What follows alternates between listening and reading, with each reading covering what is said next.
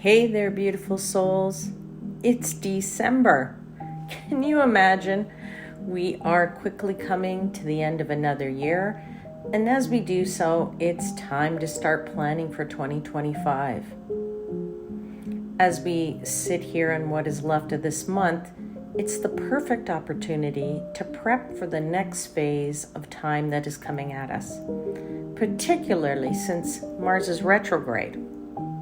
You have some time to chill, relax, and plan away until Mars goes direct at the end of February. 2025 will be one of the biggest years we will have, or probably have had for a while. It is said by master astrologers who have been watching the many heavy astrological signs and symbols to be a year that will rival 2020 and could be a year that acts as a catalyst that may have a lasting impact on us all. And as we head into a brave new world, know that there will most certainly be some bumps along the way that we really might start to feel this coming year. Amongst the many astrological aspects of 2025, there are a few that stand out for me, and what is headed our way, in my opinion, has the power to change things in a dramatic way. There's Venus's station direct in Pisces.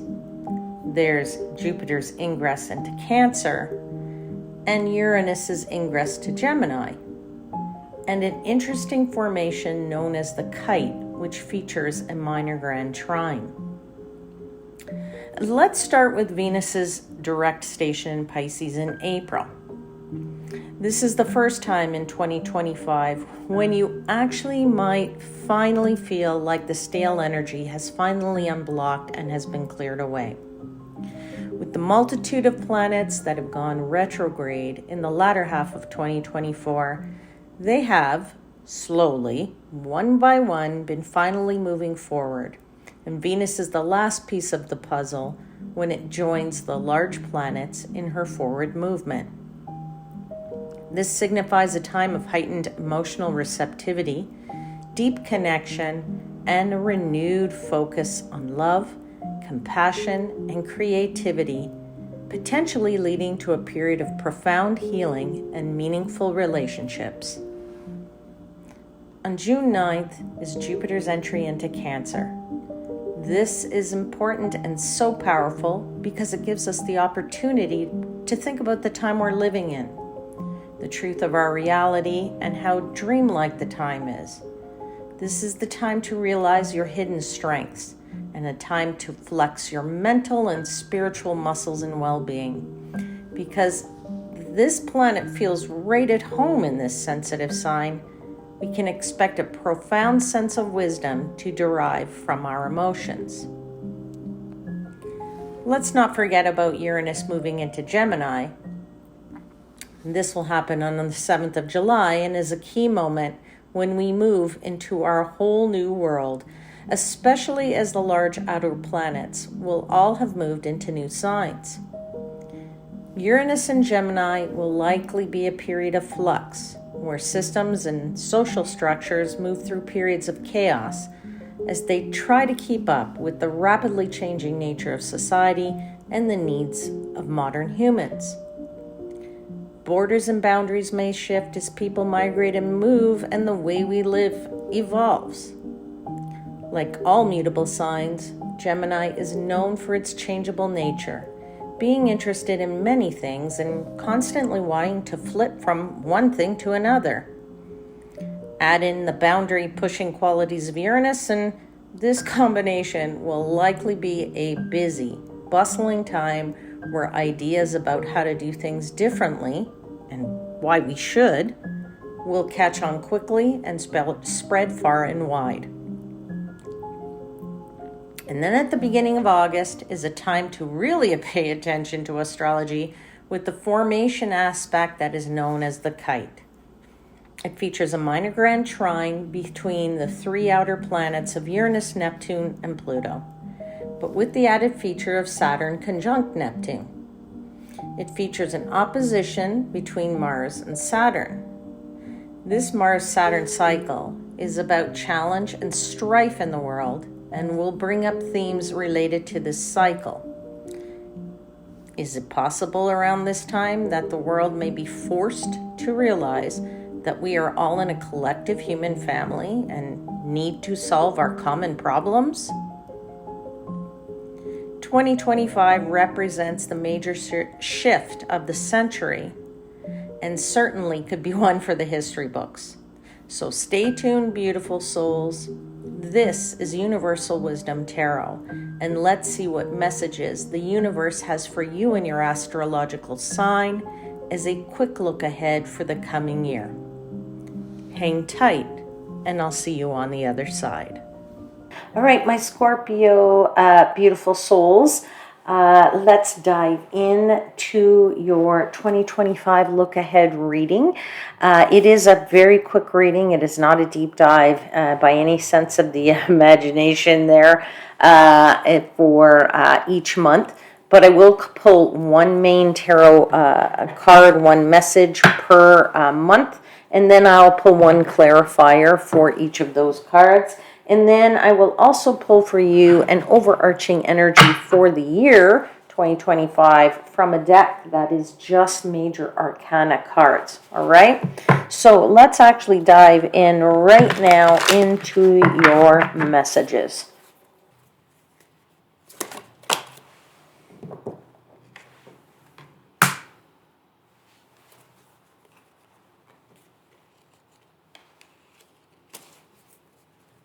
All right, my Scorpio friends,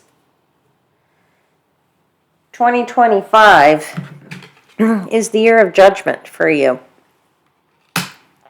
So, judgment is the card of karma. So this could be your karmic year for many of you, but it could also be the year that you look to have some kind of rebirth. Maybe this is the time that you are going to reawaken, when you're going to start living again, when you're going to start taking risks again, when you are going to revive yourself. If things have been dormant for you, this is when they come back to life. This is when, things get ruled in your favor, right? These three characters are praying to this angel that things will turn out the way that they want it to. So this is your, hoping that something is going to rule in your favor. And if there is a calling, you will be answering that calling. All right. This is a momentous time for you. Okay. And it is a momentous choice time, if you will. All right. So I would say that, there's a period here in 2025 when you're going to be reevaluating things. You're going to be assessing things.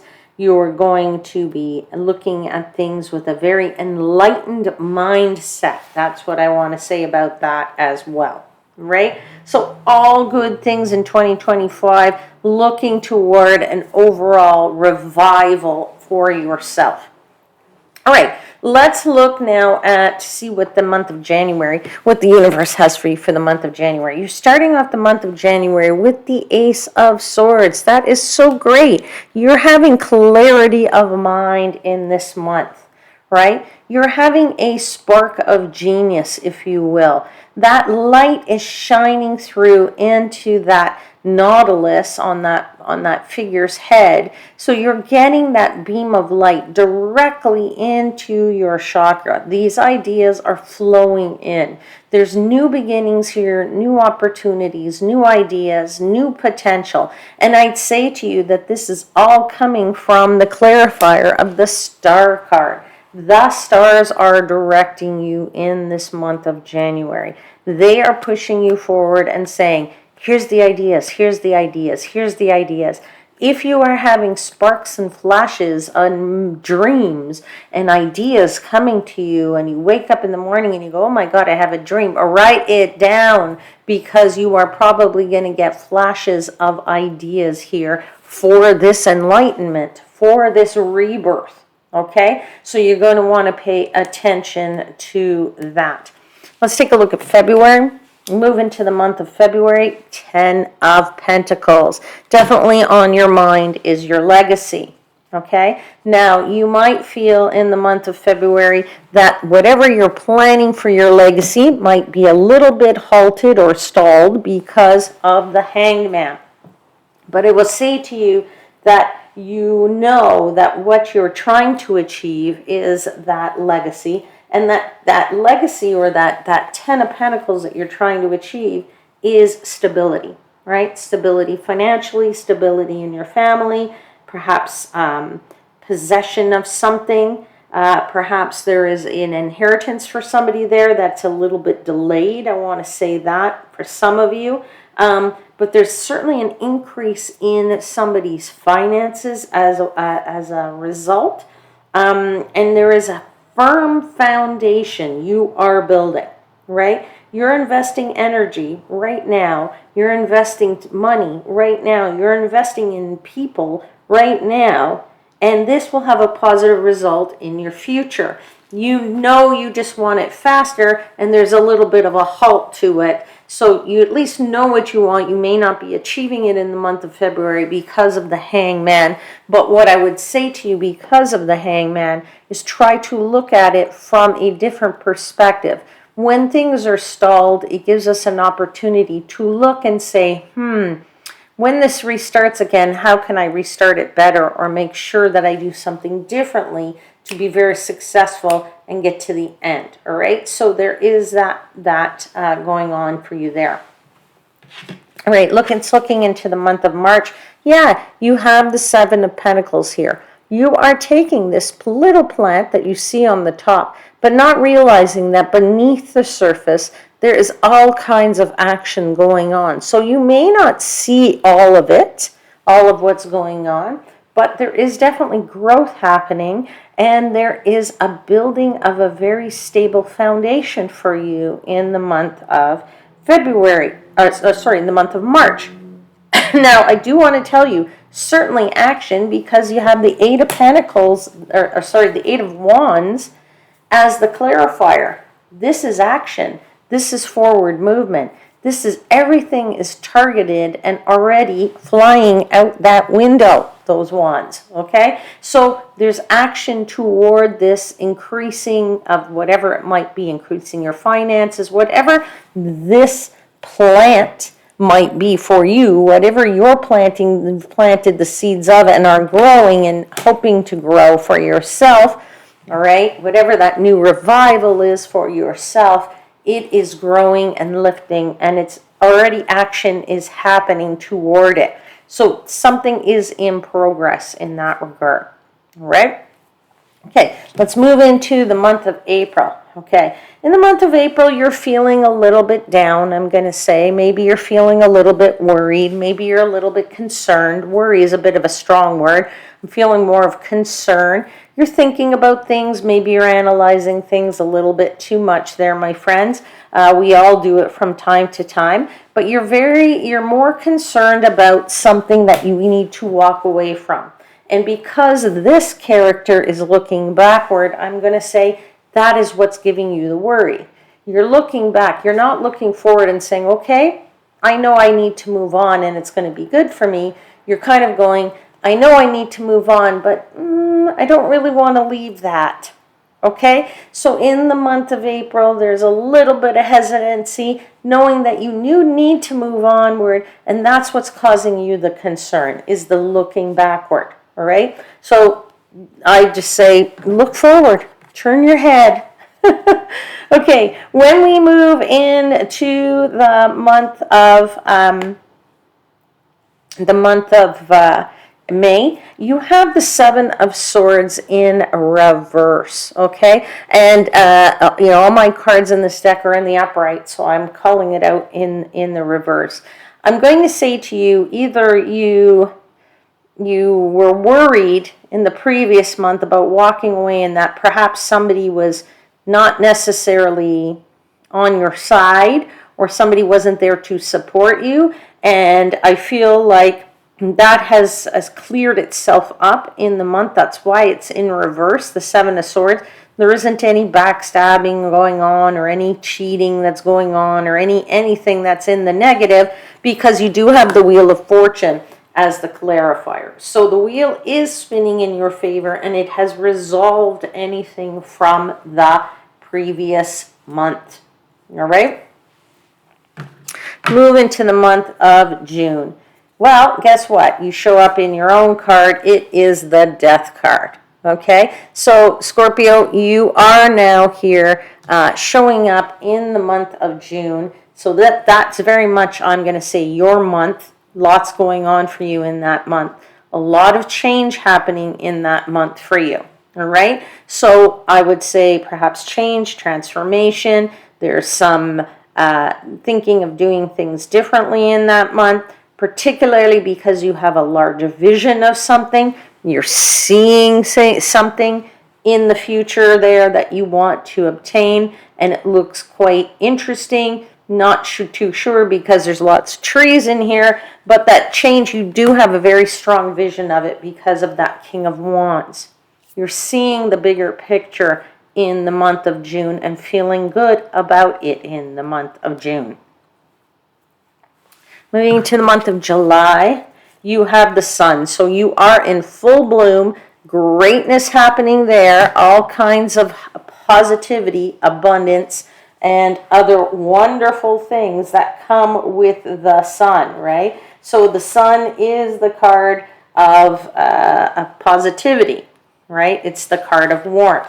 It's the card of, all great things. Who doesn't want to be in the sun, right? The sun makes us feel good. It makes us feel happy. It makes us feel content, healthy. We often feel healthy. It's being clarified by this Queen of Cups. So you're feeling also empathetic, I would say, here in the month of July. I feel like you're feeling very nurturing in the month of July, that you're looking to feed your own feelings, and then trust in your feelings, that they're making you feel good. All right. I also say that you are, there's a little bit of gentleness and kindness and thoughtfulness, maybe some being charming. That goes hand in hand with the Sun, which is why there's success around you, because of all of those good feelings.